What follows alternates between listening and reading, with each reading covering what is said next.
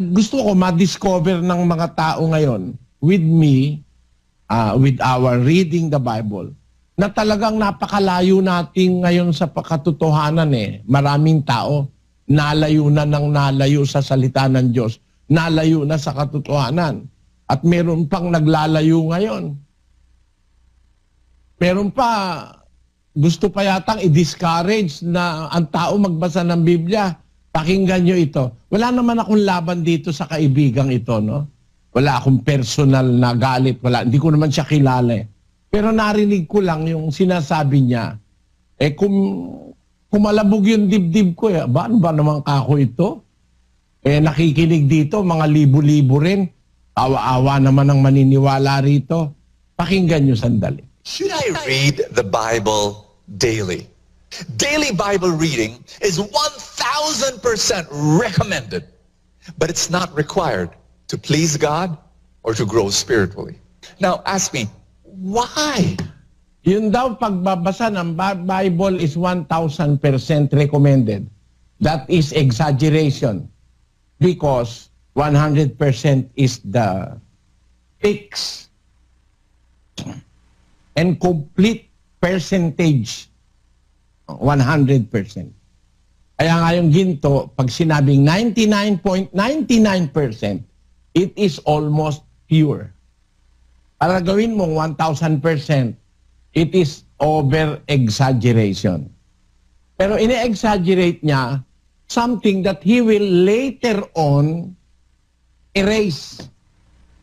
Masasabi ko, isa na naman forma ito ng stupidity o ng katangahan, kagaguhan. Bakit? Recommended daw ang 1,000% ang pagbabasa ng Biblia. But it does not please God. Imagine, isang mangangaral nagsasabing ang pagbabasa ng Biblia hindi nakakatuwa sa Diyos, hindi nakakapagpalugod sa Diyos. Eh bakit inutos ng Diyos yun? Utos yun eh. Basahin natin ang Timoteo. Ano ba naman itong taong ito? Dahil mo pa naman pinapaniwala eh.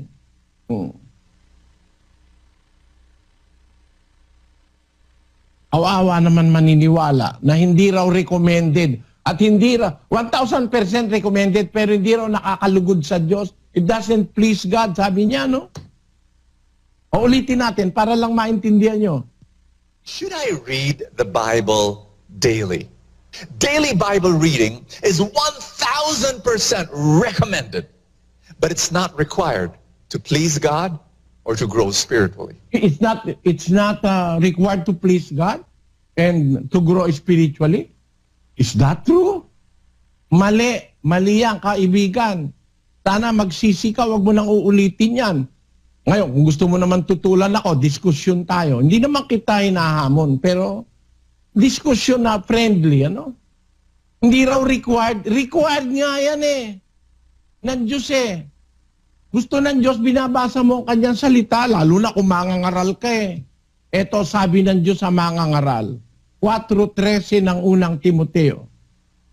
Hanggang ako'y pumarian ay magsikap ka sa pagbasa, sa pangangaral, sa pagtuturo. Magsikap ka, sabi ng Diyos kay Timoteo, sa pagbabasa, sa pangangaral, sa pagtuturo. No? Magsikap ka riyan. Di recommended ang pagbabasa, hindi lang sa ministro, pati sa miyembro. Colosas. Pakinggan niyo ang nakasulat sa 4:16. At pagkabasa ng sulat na ito sa inyo, ay ipabasa naman ninyo sa iglesia ng mga taga-Laodicea at basahin naman ninyo ang sulat na mula sa Laodicea. Recommended nga eh. Sabi ng salita ng Biblia. Pagkabasa ng sulat na ito sa inyo, ipabasa nyo sa mga taga-Laodicea. At basahin naman ninyo ang sulat sa Laodicea. Di ba pinapabasa? At kanino pinapabasa? At kanino magbabasa? Kanino pinapabasa? Basahin natin sa Efeso. Sa Thessalonica 5:27. Idinadaing ko sa inyo, alang-alang sa Panginoon, na basahin sa lahat ng mga kapatid ang sulat na ito. Tingnan mo yung required yan basahin ang sulat na ito. At doon ka nga mag-grow spiritually. Sabi nitong ating kaibigan, it is not required to please God and to grow spiritually. Why will the Bible tell us to read when it doesn't please God? Do you mean it displeases God? Naiinis ba ang Diyos pag nagbabasa ka ng kanyang salita? It doesn't please Him. But you may be thinking of the opposite. At it is not the way to grow spiritually. Pag bobo ka ba sa Biblia, are you going to grow spiritually? Can you prove to me na ang bobo sa Biblia will grow spiritually? When the Bible tells us of spirituality? Kasi sabi ng Panginoon Kristo, sa 63 ng Juan, kapatid na Daniel. Ang Espiritu nga ang bumubuhay. Sa laman ay walang anumang pinakikinabang. Ang mga salitang sinalita ko sa inyo ay pawang espiritu at pawang buhay. Nakita nyo? Yung espiritu, nalagay sa salita ng Diyos yun Para ikaw ay mapuno ng espiritu, dapat mapuno ka ng salita ng Diyos kasi every word of God represents a particular spirit from God. Ang espiritu ang bumubuhay. Sa laman, walang pinakikinabang. Ang salitang sinalita ko sa inyo, pawang espiritu at pawang buhay. Tapos sasabihin mo, hindi required na magbasa. Required nga yung ministro magbasa. Pati sa mga miyembro, pinapabasa yan. Bakit? To grow spiritually. Basahin natin ang 2 Timoteo 3, versikulo 15 hanggang 17. You will grow spiritually by reading the Bible. Let us read. Basahin natin, kapatid na Daniel. At mula sa pagkasanggol ay iyong nalalaman ang mga banal na kasulatan na makapagpapadunong sa iyo sa ikaliligtas sa Kapatid na Daniel, will you grow spiritually by reading the Bible? Certainly po, Brother Eli. Nalagay, nakasulat Hindi palagayan, hindi palagay, nakalagayan sa Biblia. Mula sa pagkasanggol, sabi ni Pablo kay Timoteo, sa pagkasanggol sa pananampalataya, sa pagkasanggol sa Christian faith. Kasi si Timoteo ay isang anak ng Grego.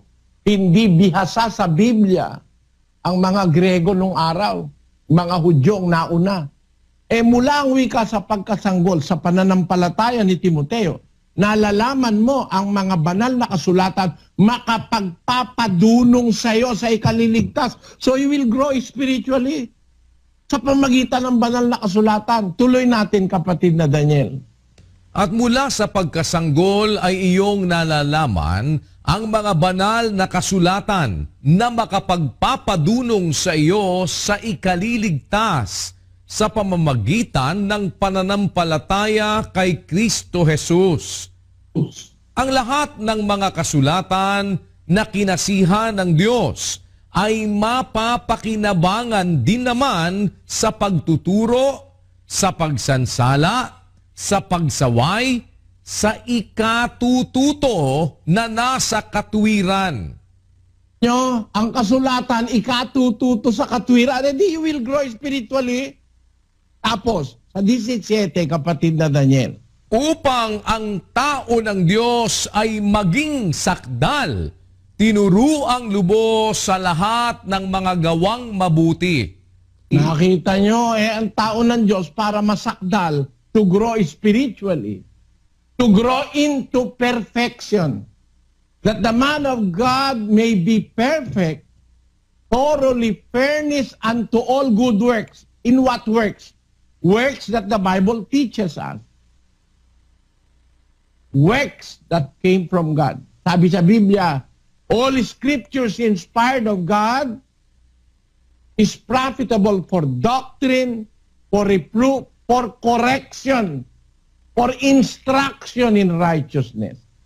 Kaya para sabihin ngayon ng isang umaakay sa kapwa na hindi kailangan ng pagbabasa ng Biblia to grow spiritually at hindi nakakatuwa sa Diyos, hindi raw nakaka-please ng Diyos ang pagbabasa ng Biblia, katarantaduhan niyang salita na yan.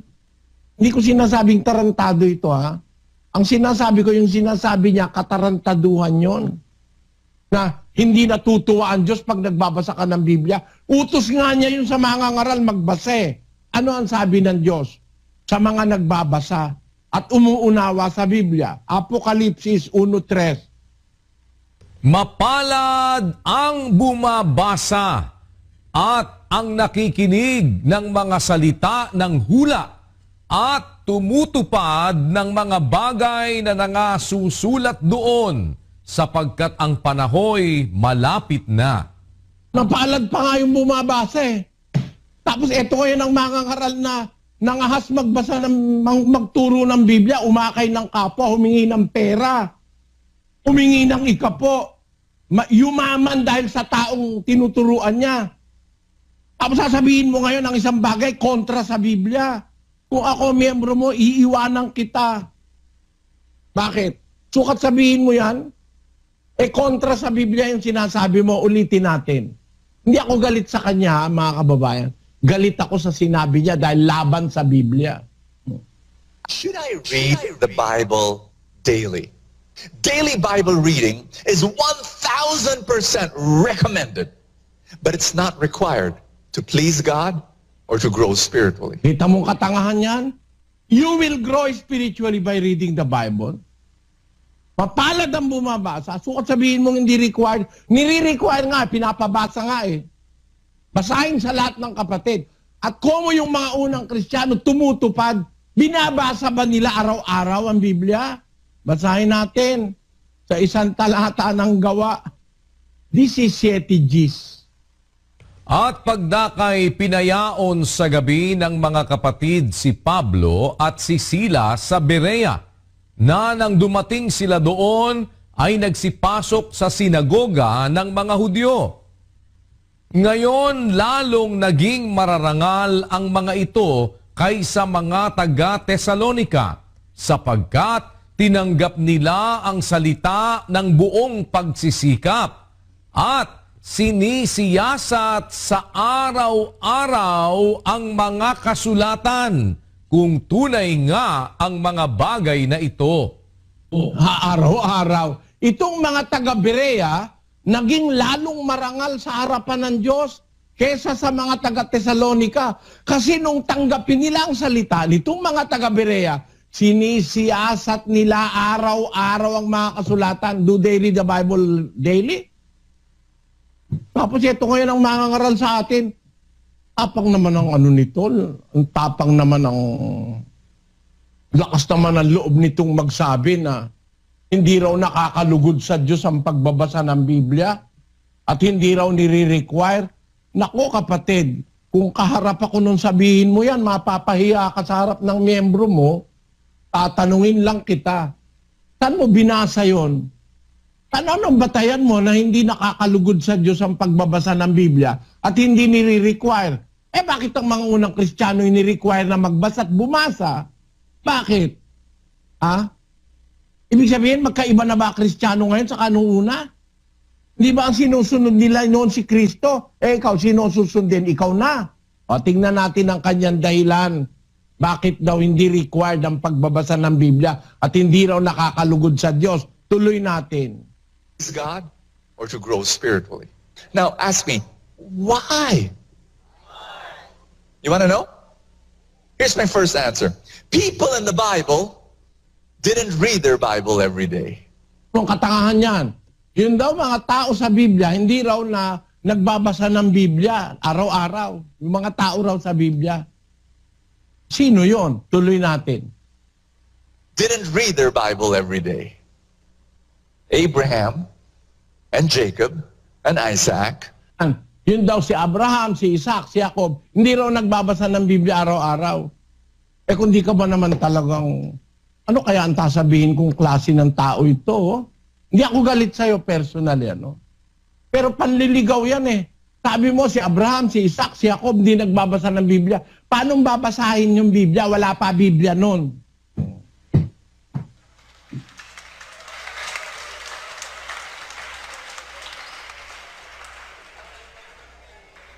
Bakit wala pa Biblia nun?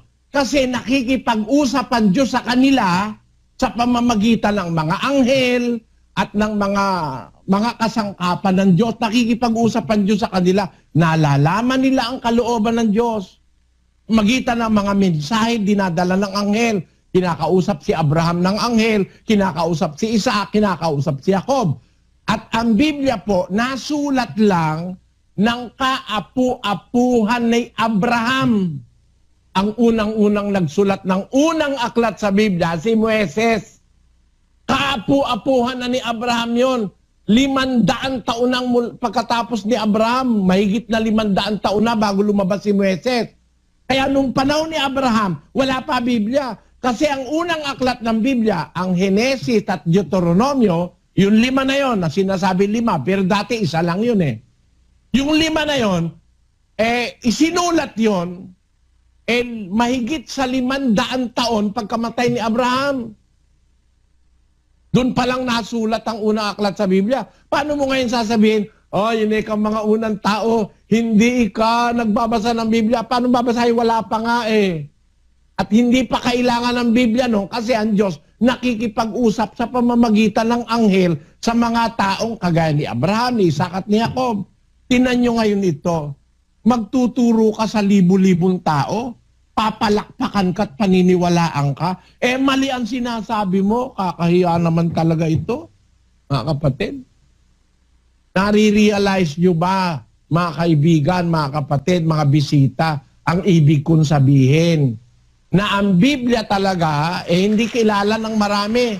Maraming nagtuturo ng kontra sa Biblia. Isa na ito. Ang kanya pa naman t-shirt, merong ano ng Biblia, merong sitas. Ito yung mga pakunwari, hindi naintindihan yung Biblia ang daladala niya. Hindi raw required, hindi raw nakakalugod sa Diyos. Kasi daw, yung mga unang tao raw, hindi raw nagbasa ng Biblia. Ang liwaliwanag, paano babasahin? Hindi pa nga nakasulat ang Biblia noon. Wala akong masama, hindi ako galit dito sa taong ito. No? Alaban lang ako nung pinagsasabi niya. Naawa ako sa mga miyembro eh. Lalo na yung pumapalakpak sa kanya eh. Alam na alam ko, mali ang sinasabi niya eh. Eto, tuloy natin mula dun sa kanyang huling sinabi, kapatid na technician. First answer. People in the Bible didn't read their Bible every day. Abraham and Jacob and Isaac and Isaiah and Jeremiah and Jesus and the apostles, they did not read their Bibles every day. Yan. Ako, tinan mo. Hindi raw na binabasa ang Biblia ng mga ni Kristo, mga apostol, at saka ang mga propeta. Hindi raw binabasa everyday. Sino nagsabi sa'yo? Buhay ka na ba nun? In the first place, bata ka pa. Siguro marami ka pang kakainin bigas, sabi ni Erab. Para hatulan mong di nila binabasa araw-araw ang Biblia, bakit? Meron na ba silang cellphone noon? Tayo ngayon may cellphone. Such an interesting device. Wala yatang tao ngayon na hindi humahawak ng cellphone araw-araw eh. Minu-minuto nga eh. At oras-oras hawak ka cellphone eh. Dahil interesado tayo sa cellphone. Wala naman cellphone nung araw. Ang interest ng mga tao ng Diyos noon, yung salita ng Diyos. Para sabihin mo, hindi binabasa ng mga propeta ang Biblia, kagaya nila Jeremias, etc. Sino nagsabi sa'yo? Yung propeta na nga siya, binabasa niya pa yung kapwa niya propeta eh. No? Basahin natin sa Daniel. 9:1 ng Daniel. Nang unang taon ni Dario na anak ni Asuero sa lahi ng mga taga-Media na ginawang hari sa kaharian ng mga taga-Kaldea. Nang unang taon ng kaniyang paghahari, akong si Daniel ay nakaunawa sa pamamagitan ng mga aklat ng bilang ng mga taon na sinalita ng Panginoon kay Jeremias na propeta. Kita nyo, si Daniel propeta si Daniel. Pero, binigay niya pa petsa. Sabi niya, ng unang taon ng kanyang paghahari ni Dario. Dario ba yung sinabi sa uno? No? Ng unang taon ng kanyang paghahari, akong si Daniel, propeta yan si Daniel nakaunawa sa pamamagitan ng mga aklat. Pinabasa niya mga aklat ng bilang ng mga taon na sinalita ng Panginoon kay Jeremias na propeta. Nakita nyo? Nagbabasa ang propeta ng aklat ng kapwa niya propeta. Sabi mo, hindi nagbabasa? Eto. Ikalawang Pedro. Nagsikap. Pedro. Eto, salita ni San Pedro to mga kapatid. Hindi ko salita ito.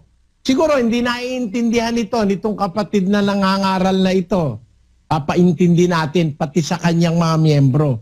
At least mailigtas natin yung miyembro niya sa pagkaligaw. Yun ang intensyon natin. 1:10 ng unang Pedro.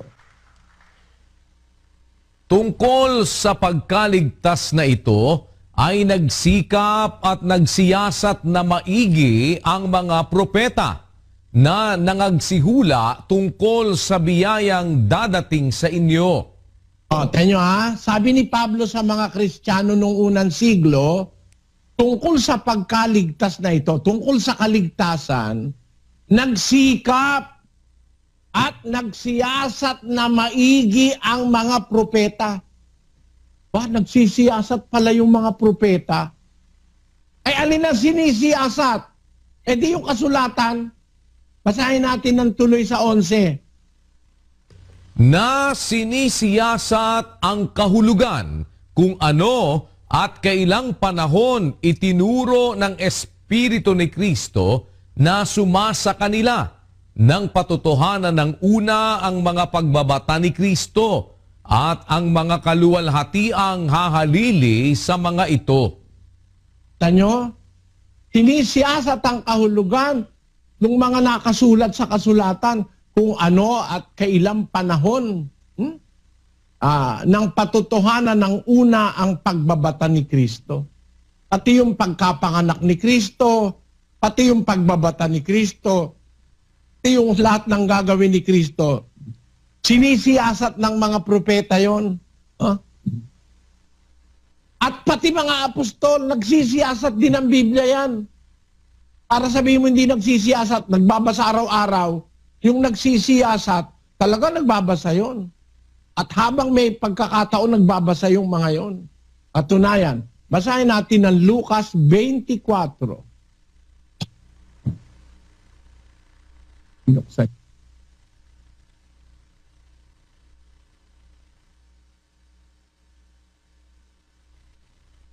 4:44.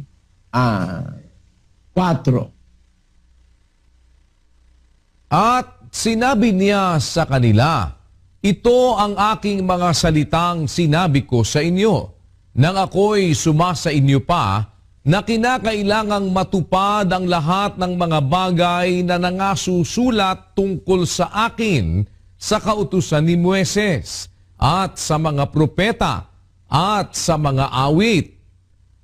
Nang magkagayoy, binuksan niya ang kanilang mga pag-iisip upang mapag-unawa nila ang mga kasulatan. Ayan, nagsisiyasat mga apostol, mula dun sa aklat ni Moises, sa awit, sinisiyasat. Binabasa nila lahat ng mga aklat na available nung panahon nila. At ang ginawa ng Panginoon, binuksan niya ang kanilang pag-iisip para maunawa nila ang kasulatan. Kasi meron naman kasing nagbabasa, hindi nakakaunawa. Pag hindi ka binuksan ng Diyos ang isip mo, hindi mo maunawa . Kaya tinan nyo ang sabi sa 2 Korinto 3. Datapwat ang kanilang mga pag-iisip ay nagsitigas, sapagkat hanggang sa araw na ito, pagka binabasa ang matandang tipan, ang talukbong ding iyon ay nananatili na hindi itinataas, na ito'y naalis sa pamamagitan ni Kristo. Datapwat hanggang sa araw na ito, kailanmat binabasa ang mga aklat ni Moises, ay may isang talukbong na nakatakip sa kanilang puso. Meron pa lang naman basa ng basa, pero hindi naintindihan kasi may talukbong ang kanilang puso. Kaya ang Biblia talaga binabasa yan eh. Hindi lang ng mga propeta, hindi lang ng mga apostol, pati yung mga taong hindi nakakaunawa bumabasa rin eh. Pero pagka nakita ng Diyos, genuine ang interest mo, meron kang tama o talagang masiding pagnanais, makaalam ng kanyang salita, tutulungan kanya sa pagbasa, bubuksan ang pag-iisip mo. Ito nga ito nga isang tao nagbabasa, hindi lang siguro araw-araw ito Lahat ng pagkakataon, nagbabasa siya Basahin natin sa isang talata ng Gawa, Kapitulo 8. Ito ang sinasabi ng ulat ni San Lucas. 8:26. Datapwat nagsalita kay Felipe ang isang anghel ng Panginoon na nagsasabi, "Magtindig ka, at ikaw ay pumaroon sa dakong timugan, sa daang palusong mula sa Jerusalem hanggang sa Gaza, na ito'y ilang." At siya'y nagtindig at yumaon, at narito ang isang lalaking taga-Ethiopia, isang bating na may dakilang kapamahalaan na sakop ni Candace, reyna ng mga Etiope, na siyang namamahala ng lahat niyang kayamanan. At siya'y naparoon sa Jerusalem upang sumamba. At siya'y pabalik at nakaupo sa kanyang karo at binabasa ang propeta Isaias. Nakita nyo itong bating, matatakutin sa Diyos ito. Meron siyang, malaki ang tungkulin niya kasi katiwala siya. Mayordoma siya ni Candace, reyna ng mga Etiope. Napakayaman nito. Nung siya pumunta sa Jerusalem para sumamba sa Jerusalem, babalik na siya sa Ethiopia, nakaupo siya sa kanyang karo. Binabasa ang propeta Isaias. Ayan ang ugali ng mga taong sa Diyos nung araw, magbasa ng magbasa Kasi wala naman silang libangan, wala naman telebisyon. Dapat nga kahit may telebisyon ngayon, ang Biblia basahin mo kasi kung telebisyon lang ang panonoorin mo, kung ano lang mapapanood mo kuminsan, mga chismis, mga artista naghiwalay, tapos nagalit si ganon, kasi yung anak niya nagyabang nung sumikat, tapos nagkagusto yung anak niya sa kapwa babae, nalustay ang kayamanan, etc., etc., nag-away ngayon yung mag-ina. Yan ang mapapagkita mo sa telebisyon pakikinabangan mo ron. Nung panahon na ibalik mo, 2,000, 3,000 taon ang nakakaraan. Wala naman radyo, wala naman telebisyon. Ang libangan nila noon, makipag-communicate sa Diyos. Kaya, araw-araw, nagsusiyasat sila ng Biblia. Para ngayon, sabihin itong kaibigan nating ito, ewan ko ba kung sino nagsugo rito, na Katoliko ba yan? Born again. Kahiya naman, mga born again. Huwag kayong maniniwala sa ganyan sinasabi, wala sa Biblia. Hindi raw nakakalugod sa Diyos ang pagbabasa ng Biblia at hindi raw nakakatulong para ikaw ay umunlad sa espiritualidad. Mali yan, siguradong sigurado, kontra sa Biblia sinasabi niyan. Pero meron pa ba tayong pwedeng ipakita? Ha?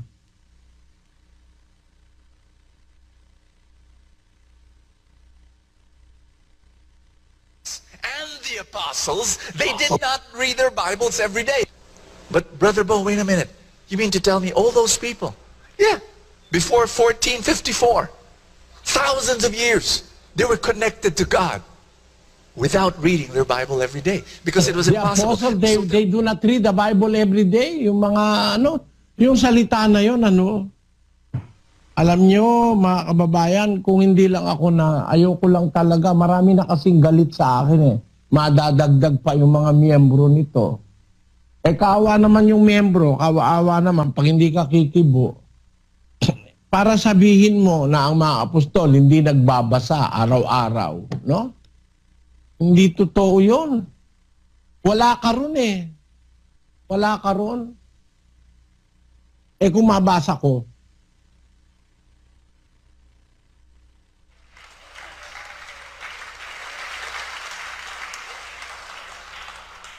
wala rin ako ron. Gaya ng wala ka ron. Pero wag mong hatulan na hindi sila nagbabasa araw-araw. Bakit? Pagka kasi tinanggap ko yon, lalabas ba? Mas maano pa ako sa mga apostol? Eh ako kasi araw-araw nagbabasa ako ng Biblia eh. O di ba ngayon lang nagbabasa ako eh, Sis Luz eh. Mula nung makilala mo ako, Sis Luz. Opo, Brad Eli. Na ba ako sa pagbabasa ng Biblia? Ano po, Brad Eli? Mula nung makilala mo ako, nung may uhog ka pa. Opo, Brad Eli. Talaga pong wala Hindi na ba ako sa pagbabasa sa Biblia? Ilang taon na ba kitang kasama? Matagal na po sa iglesia. Nasa 39 na po ako. Eh, bago po ako naanib, kasama ko na po kayo. At tama po, yung bata pa ako, naririnig ko na po kayo, tinuturuan nyo na po kami. Kaya nga ako natutong magbasa din ng Biblia dahil po kay Brad Eli na nagbabasa siya ng Biblia, tinuturuan niya kami.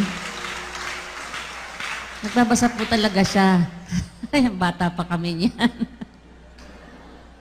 Ang masasabi ko, araw-araw nagbabasa ako dahil araw-araw nangangaral ako eh. For the last 55 years. Para ngayon tanggapin ko na ang mga apostol di nagbabasa araw-araw. Ano mo natiyak na hindi sila nagbabasa araw-araw? Nandun ka ba? O ako, matitiyak ko sa'yo. Si Sis Luz, may saksi ako. Si kapatid na Daniel, may saksi ako. Halos araw-araw ng buhay ko, nagbabasa ako ng Biblia eh. Eto na ngayon na resulta, yung alam ko, hindi mo alam. Kaya nagsasalita ka, mali.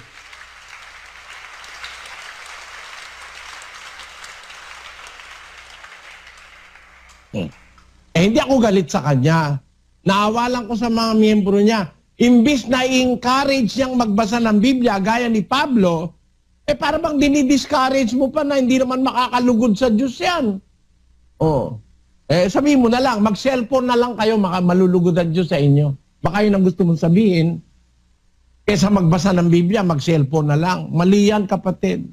Dapat encourage mo ang tao nagbasa ng Biblia. Kasi araw-araw nagbabasa ng cellphone eh. Meron mong napapagkita mo sa cellphone kung ano-ano lang mga katarantaduhan ng marami dyan eh. No? Di encourage mo ang tao magbasa ng Biblia, di ba? Mas maganda, masusumpungan mo ang aral. At yan ang ating pag-aaralan. Bakit kapaki-pakinabang ang pagbabasa ng Biblia? Ano makikita mo sa Biblia? Are you going to grow spiritually? Makikinabang ka ba sa pagbabasa ng Biblia? Alin sa Biblia ang babasahin mo? Ano ang salita ng Diyos sa Biblia? Yan ang ating susunod na Bible study. Kasi, meron nga hindi nakakaintindi nung babasahin niya. Kaya siguro, kung ano-ano pinagsasabi. Kagaya niyan, sabihin mo ba namang ang mga apostol hindi nagbabasa ng Biblia araw-araw? Paano mo natiyak yun? Na hindi sila nagbabasa ng Biblia araw-araw. Inatasan sila ng Diyos na ang lahat ng kasulatan mapapakinabangan sa pagtuturo, sa pagsansala, sa pagsaway. Ang tao ng Diyos upang maging sakdal, tinuro ang lubos sa lahat ng gawang mabuti na nanggaling sa kasulatan. Kaya nga, ang sabi, mula sa pagkasanggol, iyong nalalaman ang banal na kasulatan, makakapagpadulong sa'yo. Kaya ang mga apostol nagbabasa. Si Kristo nagbabasa rin. Sabihin mo hindi nagbabasa si Kristo. Basahin natin ang 4:16 ng ng Lucas. At siya'y napasa Nazareth na kanyang nilakhan, at ayon sa kanyang kaugalian, siya'y pumasok sa sinagoga ng araw ng Sabat at nagtindig upang bumasa. Yan. Tamo, kaugalian na ni Kristo, pumunta sa sinagoga para bumasa. Kasi noon ang Biblia ay nasa mga sinagoga iniingatan. Wala namang maraming Biblia no, nasa bahay-bahay meron ka makikita. Mahirap noon ang mag-produce ng Biblia kasi sulat kamay lang, walang imprenta noon eh. Kaya ang karamihan sa Biblia nasa sinagoga may tagapag-ingat, no? Ang ginagawa ng Panginoon Kristo, pupunta siya sa sinagoga para magbasa, binabasahan niya yung mga tao. Tapos tuloy. At ibinigay sa kanya ang aklat ng propeta Isayas, at binuklat niya ang aklat na nasumpungan niya ang dakong kinasusulatan. Binigay sa kanya aklat, binuksan niya, at kanyang binasa yung dakong kinasusulatan ukol sa hula sa kanya. Nung matapos siyang magbasa at magpaliwanag, anong nangyari sa 19? Sa 20. At binalumbon niya ang aklat, at isinauli sa naglilingkod at naupo. At ang mga mata ng lahat ng nangasa sinagoga ay nangakatitig sa kanya. At pagkabasa niya, binalumbon niya uli kasi yung aklat noon, hindi naman gaya na aklat ngayon eh. Noon binabalumbon, kaya nga scroll eh. Sinoli sa naglilingkod at naupo. Ibig sabihin, nung araw mga kapatid, ang Panginoon Kristo nagbabasa ng Biblia. Kaya nga kabisado niya Biblia eh. Si Kristo. Basahin natin. Sa isang talata ng Biblia, kaya lang kailangan talaga nagbabasa ka eh. Ito yung hindi nagbabasa, hindi niya alam yung binabasa ko. Kasi kung itong binabasa ko, alam niya, di niya sasabihin yun eh. No? Si Kristo yung nagbabasa eh. Mateo 19, versikulo 4. At siya'y sumagot at sinabi, hindi ba ganinyo nabasa na ang lumalang sa kanila buhat sa pasimula ay sila'y nilalang niya na lalaki at babae? Yung ba nabasa na ang lumalang sa kanila? Dapat magbasa ka talaga. Sinasabi ni Kristo, hindi yung ba nabasa? Nakasulat yan eh. Binasa ko na nga yan eh. Hindi nyo ba nabasa na lumalang sa kanila, buhat sa pasimula, sila'y nilalang na lalaki at babae at sinabi? Dahil dito, iwan ng lalaki ang kanyang ama't ina at makikisama sa kanyang asawa at ang dalawa magiging isang laman. Kaya nga hindi na sila dalawa. Tamo, binasa ni Kristo. Ano yung kasulatan? Kabisado niya eh. Sinabi niya, hindi na sila dalawa, kundi isang laman. Ang pinapagsama nga ng Diyos ay huwag papaghiwalayin ng tao. Nako, nakipagdiskusyon ng mga Hudyo. Sinabi niya sa kanila. Sinabi nila sa kanya, bakit ipinag-utos ni Moises magbigay ng kasulatan sa paghihiwalay at ihiwalay ang babae? Sinabi niya sa kanila, dahil sa katigasan ng inyong puso, pinaubaya sa inyo ni Moises, hiwalayan ninyo ang inyong asawa. Datapwat sa pasimula, buhat ng pasimula ay hindi gayon, sabi niya. Ano? Ang lahat ng pangangatwiran ni Kristo galing sa kasulatan. Kasi, kabisado niya, nung tuksohin siya ng dyablo, ang ginagamit niya, nasusulat, sabi niya sa dyablo. Nasusulat, nasusulat, nasusulat. Lahat ng isagot niya sa dyablo, kasulatan. Tapos ito ngayon, mangangaral na millennial. Hindi kailangan na hindi required ng Diyos ang magbasa at hindi nakakalugod sa Diyos ang magbasa. Hindi nakaka-grow spiritually magbasa. Lahat ng salitang yan, kasinungalingan yan ng isang taong walang unawa sa Biblia.